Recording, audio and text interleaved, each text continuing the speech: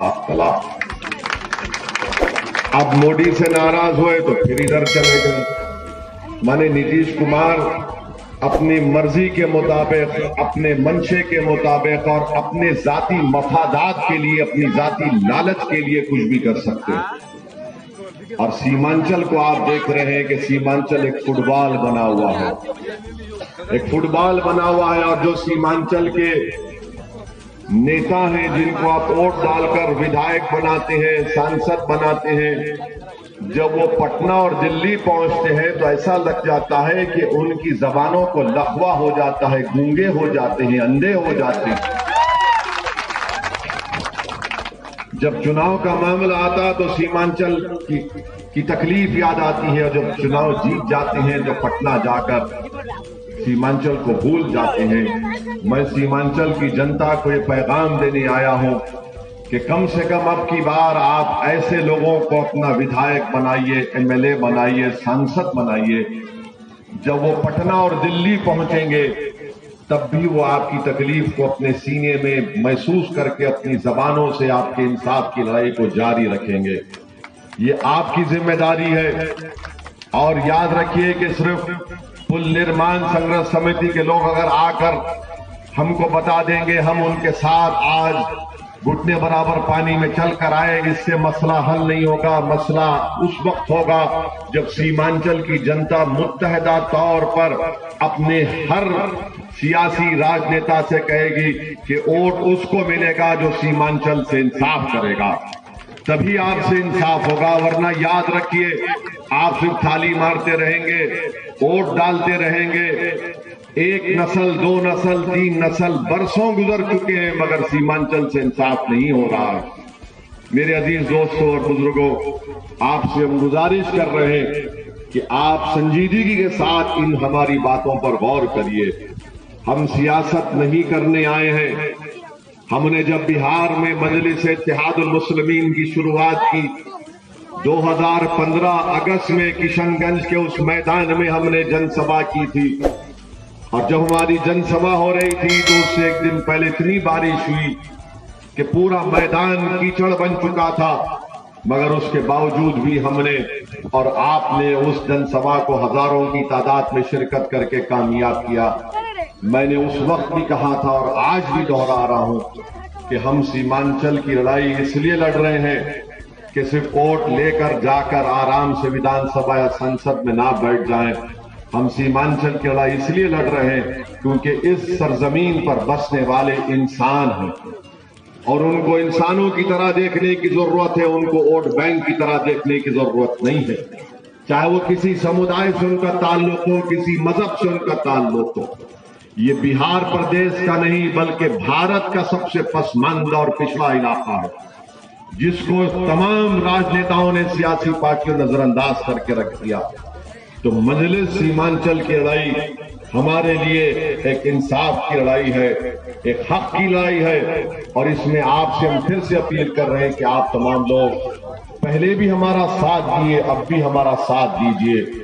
हम खामोश नहीं बैठेंगे उस वक्त तक जब तक सीमांचल से इंसाफ नहीं होगा। आप बताइए कि पूर्णिया एयरपोर्ट है, भारत के होम मिनिस्टर सीमांचल को आकर झूठ बोलकर चले जाते हैं। वो एयरपोर्ट आज तक भी नहीं खुला। अमित शाह ने बोल दिया कि एयरपोर्ट खुल गया, कहां खुला एयरपोर्ट? सीमांचल की जनता मुतालबा कर रही है कि पटना हाईकोर्ट के एक बेंच को यहां पर खोला जाए, क्योंकि यहां की जनता पूर्णिया से निकलकर 350-400 किलोमीटर का सफर नहीं कर पाती। जलालगढ़ से किशनगंज तक नई रेल की लाइन डालनी चाहिए। कोचादामन में एक रेलवे स्टेशन खोलना चाहिए।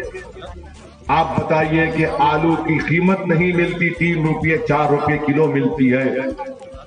मकाई की अभी भी उसका एमएसपी का ऐलान नहीं किया गया है, मगर चाहे बीजेपी हो या गठबंधन हो, जब अमित शाह आए तो कहा कि बीजेपी के नेता कहना शुरू कर दिए कि सीमांचल में घुसपैठी घुस रहे हैं। कहां घुसपैठी है?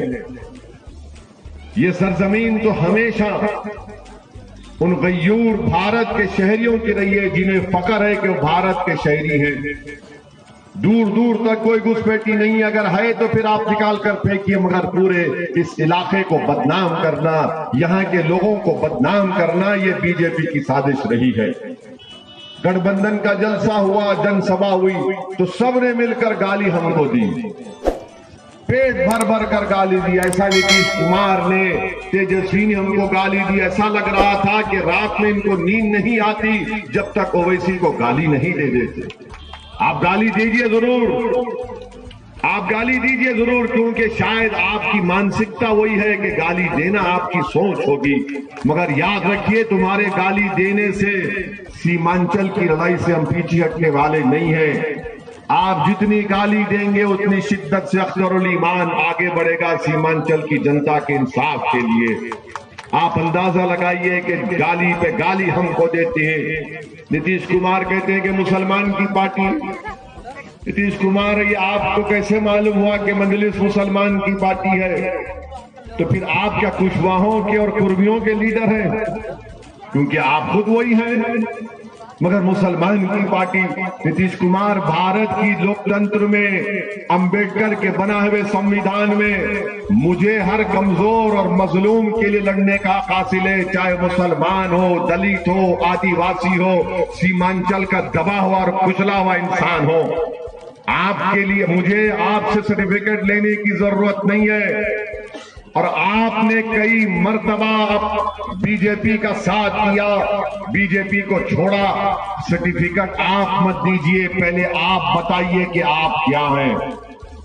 आज सब लोग सीमांचल को जब आते हैं तो चुनाव के वक्त आकर बड़े दिल फरेब बातें की जाती है, ख्वाब दिखाया जाता है, झूठे ख्वाब दिखाए जाते हैं, मगर नतीजा ही निकलता है कि चुनाव के बाद सब भूल जाते हैं।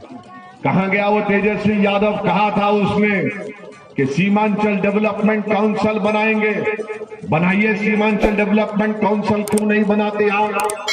हमने भारत की पार्लियामेंट, लोकसभा में, भारत की सबसे बड़ी पंचायत में हमने प्राइवेट मेंबर बिल बनाकर डाला कि आर्टिकल 341, आर्टिकल 371 के तहत हमने इस बात का बिल डाला कि सीमांचल में डेवलपमेंट काउंसिल बनाया जाए, क्योंकि यहां के राजनेता बैठकर तय करेंगे कि यहां का पैसा कहां पर खर्चा किया जाएगा।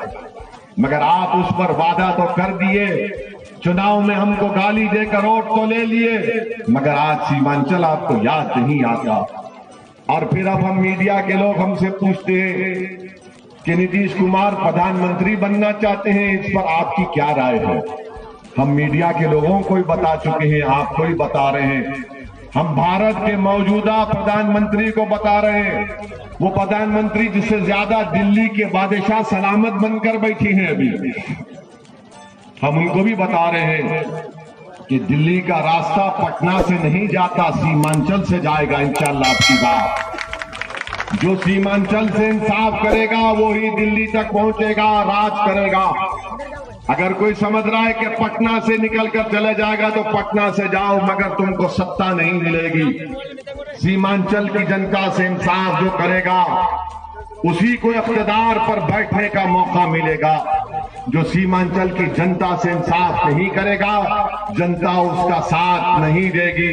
हम आपसे अपील कर रहे हैं कि इतने बरस गुजर चुके हैं, आपको एक फैसला लेने की जरूरत है। हमारा इस्तेसाल को खत्म करिए, आपकी तकलीफ को खत्म करिए, अपने बच्चों के लिए स्कूल, अपनी बेटियों के लिए डिग्री कॉलेज, हमारे किसानों के लिए उनकी जो भी उनको बना रहे हैं, क्रॉप लेकर आ रहे हैं, उसका उनको रेट मिले।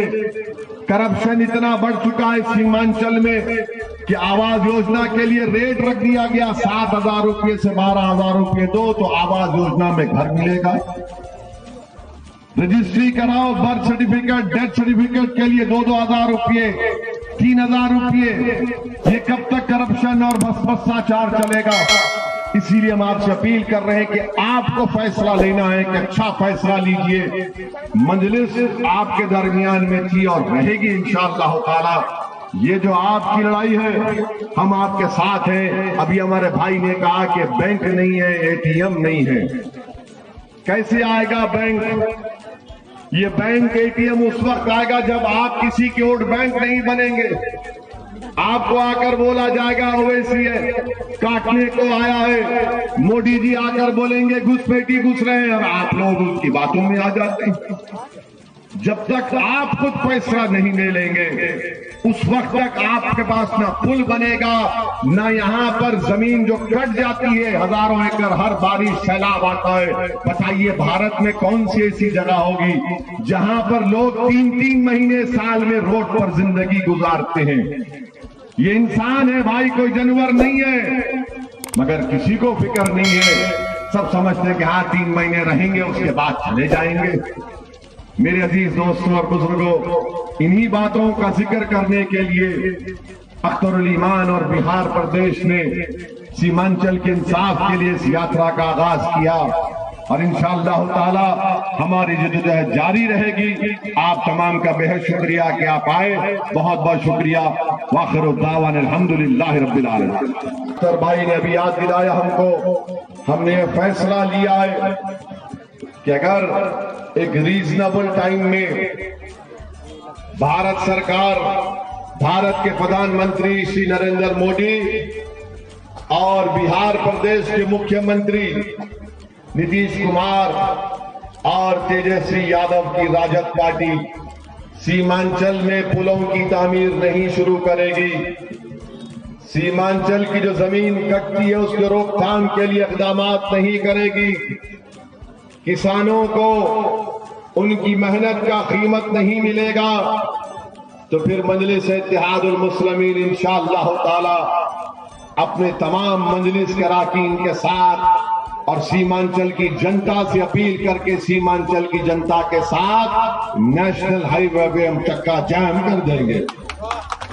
हम जानते हैं कि चिकन हेड है, चक्का जाम जब होगा उसकी जिम्मेदारी केंद्र सरकार पर होगी और बिहार की नीतीश कुमार की सरकार पर होगी। आप हमको मजबूर मत करो चक्का जाम करने के लिए। हम जो कुछ पूछ रहे हैं वो इंसानों की जरूरत है, वो सीमांचल के इंसाफ के लिए बहुत जरूरी है। क्या आप हमारा साथ देंगे मेरे भाई? क्या आप तमाम साथ देंगे हमारा?